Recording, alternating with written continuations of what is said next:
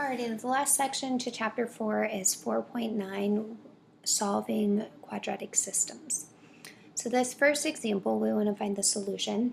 Our first equation is a parabola, our second one is a line. We want to know where they cross. So we're going to take a look at two different methods. We're going to solve one algebraically and one by graphing. So by substitution, we get a variable by itself and then we plug it into the other one. So this y is already by itself, y equals x plus 6, so we're going to plug it into this y. So we would have x plus 6 equals negative x squared plus 5x plus 6. That we just literally plugged this in right to here. Now we have, instead of two different variables, just our x. So then we move everything to the one side. I always like my x squared term to be positive, so it's negative here, so I'm going to move it to the right, or to the left, sorry, to make it positive. So I add my x squared over, I minus my 5x over, and I subtract my 6 over. So those then cancel out. So then I have my x squared, 1 minus 5 is negative 4x, and then my 6's cancel. So then I have x squared minus 4x equals 0. Once I get it set equal to 0, I could use the quadratic formula. My a would be 1, my b would be negative 4, and my c would be 0. And then simplify that down and get my solutions. Or I can factor this one. So this one and x goes into both of them, so I can factor out an x, and then I have x minus 4 left over, and then just set them equal to 0. So I'd have x equals 0, x minus 4 equals 0. So this one would give us add 4, positive 4. This one's already solved for. So 0 and 4 would be my solutions. Now if you think about both of these graphs, one's a parabola, one's a line, where they're going to cross, they're going to be coordinates. So my answer is not just going to be x equals 0 and x equals 4. I need to solve for my y's. So to do that, I'm going to plug this 0 and this 4 into one of my equations, whichever one looks easier. So I'm going to use the second one, looks easier.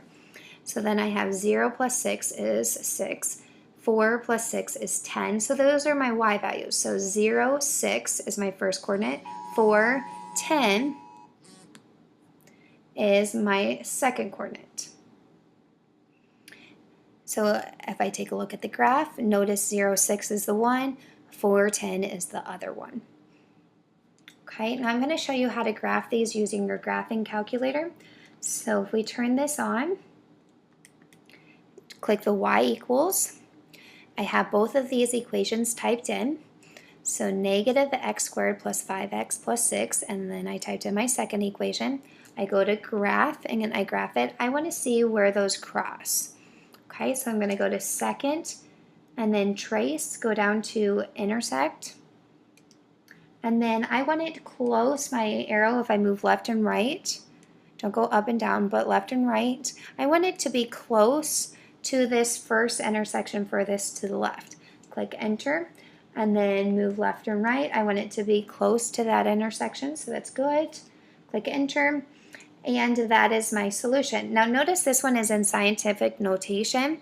So it's negative 1.23 times 10 to the negative 14th power. Now that's going to be a really small number, so we can just put it as 0. So 0, 6 was our first solution. Now let's do another one. So second trace, we go to intersect, but then now we want our arrows closer, if we move it to the right, to the other intersection. Click enter. Closer to the right on our other one. Click enter, and it can be above or below the intersection, it doesn't matter, just have it closer to this intersection. And then 410 was our other one. So let's try another one. So this one I have a parabola and a line again. Okay, so the first method was substitution. My y equals x plus 3, so I'm going to substitute that in right for my y. So I have x plus 3 equals x squared plus 6x plus 9. I set it all equal to 0. My x squared is positive on the right-hand side, so I'm going to move everything to the right. So minus x and then minus 3, these cancel out. So I get 0. And then x squared, 6x minus 1x is 5x, 9 minus 3 is 6. And then you can use the quadratic formula or you can factor it. So I'm going to do it by factoring. So I need to see what multiplies to our a times our c, so 1 times 6 is 6, so 1 and 6, 2 and 3, but it adds up to 5. So I'm going to need the 2 and the 3. If I would have chose the 1 and the 6, I would have needed the 1 negative, the 6 positive. Yes, that adds up to 5, but it multiplies to negative 6, so that doesn't work. So it has to be the 2 and the 3, so I plug that in.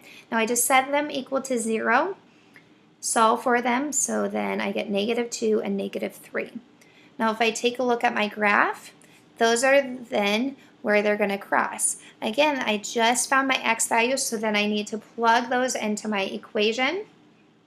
And I'm going to use that second equation again. So negative 2 plus 3 is 1. Negative 3 plus 3 is 0. And so negative 2, 1 is my one coordinate. Negative 3, 0 is my other coordinate. Make sure you don't stop at this step right here and just x equals negative 2 and x equals negative 3. Think about your solutions. They should be coordinates. Now let's go through and graph this. Make sure that we have that down. So go to y equals. And let me clear my graphs. Let's type in our new ones. So I have x squared plus 6x plus 9, and then x plus 3. Okay, I'm going to click graph. If you have a calculator that the modes just seem kind of off, just go to Zoom, go to standard, and it might be easier to see. Okay, then we want to find those solutions. Notice they're very close right here to one another. So if we go to our second trace, we go down to intersect. We're going to find the one closest to the left first. Go to the left, click enter. Go to the left, click enter, enter. And we get that negative 3, 0. So that's our first one. Now we go to our second trace, go to intersect. But we're going to make sure that we over-exaggerate, and now we go to the left of it. Or to the right of it. We've already found the left one, sorry. Click enter, and we get negative 2, 1. And that was our other intersection.